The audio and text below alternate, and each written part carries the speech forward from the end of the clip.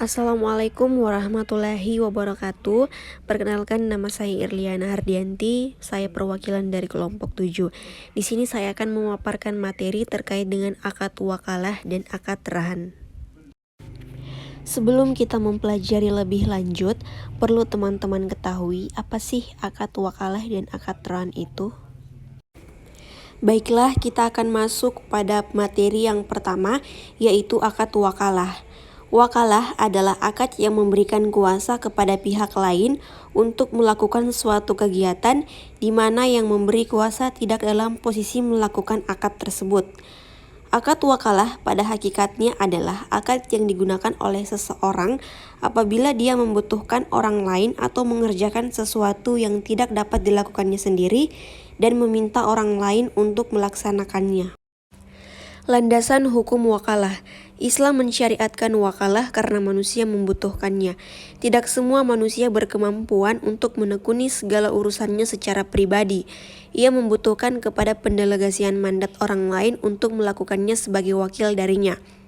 Landasan hukum wakalah juga dijelaskan pada Al-Quran Surah Yusuf ayat 55, Al-Sunnah yang dijelaskan bahwasanya Rasulullah SAW mewakilkan kepada Abu Rafi dan seorang Ansar untuk mewakilinya mengawini Maimunah radhiyallahu anhu. Kemudian ijma, para ulama berpendapat dengan ijma atas dibolehkannya wakalah. Mereka mensunnahkan wakalah dengan alasan bahwa wakalah termaksud jenis ta'awun atau tolong-menolong atas dasar kebaikan dan takwa. Rukun dan syarat wakalah.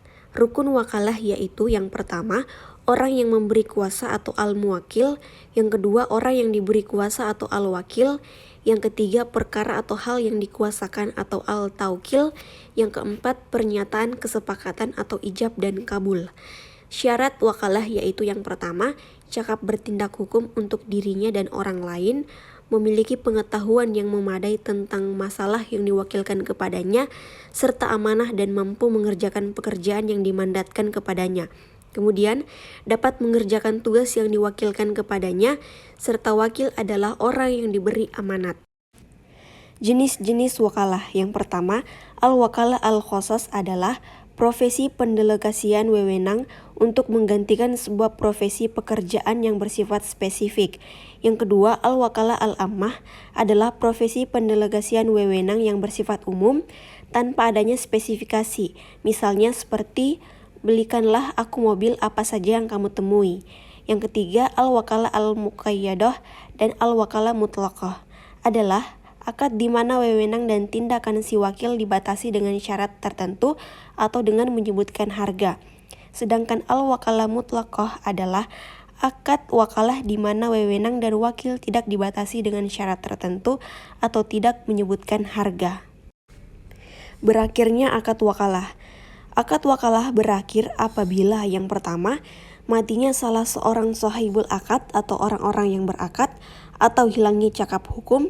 Yang kedua, dihentikannya aktivitas atau pekerjaan yang dimaksud oleh kedua belah pihak. Yang ketiga, mandat pekerjaan telah diselesaikan oleh pihak wakil.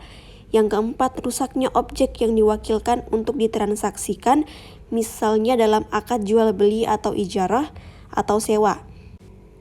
Dan yang terakhir adalah pihak muwakil menarik perwakilannya yang telah diberikan kepada pihak wakil karena akad bersifat ghair lazim.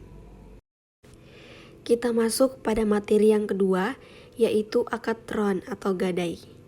Gadai adalah suatu hak yang diperoleh seseorang yang berpiutang atas suatu barang yang bergerak, yang diserahkan oleh seseorang atau orang lain atas namanya, dan yang memberikan kekuasaan kepada orang berpiutang itu untuk mengambil pelunasan dari barang tersebut didahulukan daripada orang-orang berpiutang lainnya, dengan pengecualian biaya untuk melelang barang tersebut dan biaya yang telah dikeluarkan untuk menyelamatkan setelah barang itu digadai. Landasan hukum rahan. Dalam Quran Surah Al-Baqarah ayat 283, yang artinya jika kamu dalam perjalanan dan bermuamalah tidak secara tunai, sedang kamu tidak memperoleh seorang penulis, maka hendaklah ada barang tanggungan yang dipegang oleh orang berpiutang. Akan tetapi juga sebagian kamu percayai yang lain, maka hendaklah yang dipercayai itu menunaikan amanatnya atau hutangnya, dan hendaklah ia bertakwa kepada Allah Tuhannya. Dan janganlah kamu para saksi menyembunyikan persaksian. Dan barang siapa yang menyembunyikannya, maka sesungguhnya ia adalah orang yang berdosa hatinya, dan Allah Maha mengetahui apa yang kamu kerjakan. Kemudian dalam hadis Bukhari dan lainnya meriwayatkan dari Ummul Mukminin Aisyah, ia berkata Rasulullah membeli makanan dari seorang Yahudi dengan menggadaikan baju perang beliau. Rukun dan syarat ron. Rukun ron yaitu yang pertama al-rahin atau yang menggadaikan, yang kedua al-murtahin yang menerima gadai, yang ketiga al-marhun atau barang yang digadaikan, dan yang keempat sighat atau ijab dan kabul. Syarat ron yaitu yang pertama rahin dan murtahin. Pihak-pihak yang melakukan perjanjian ron, yaitu rahin dan murtahin, harus mengikuti syarat-syarat berikut kemampuan, yakni berakal sehat. Yang kedua, sighat tidak boleh terkait dengan syarat tertentu dan juga suatu waktu di masa depan. Ketiga, ron mempunyai sisi pelepasan barang dan pemberian hutang seperti halnya akad jual beli, maka tidak boleh diikat dengan syarat tertentu atau dengan waktu di masa depan. Keempat, yaitu harus merupakan hak yang wajib diberikan atau diserahkan kepada pemiliknya. Kelima, memungkinkan pemanfaatan. Bila sesuatu menjadi hutang tidak bisa dimanfaatkan, maka tidak sah.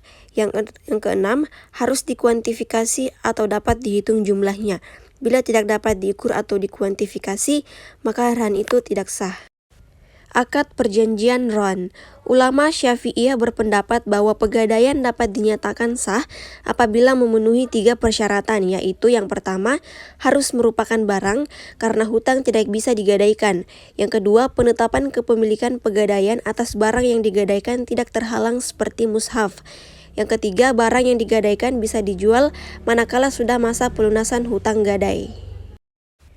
Berakhirnya akad ron. Dapat disimpulkan bahwa akad gadai atau ron berakhir dengan hal-hal sebagai berikut. Yang pertama, barang telah diserahkan kembali kepada pemiliknya. Yang kedua, rahin membayar hutangnya. Yang ketiga, dijual dengan perintah hakim. Dan yang keempat, pembebasan hutang dengan cara apapun meskipun tidak ada persetujuan dari pihak rahin. Nah, itulah tadi sedikit pemaparan materi dari saya terkait dengan materi akad wakalah dan akad ron. Semoga bermanfaat buat teman-teman. Mohon maaf apabila ada kesalahan kata dari saya. Sekian dan terima kasih. Saya akhiri. Wassalamualaikum warahmatullahi wabarakatuh.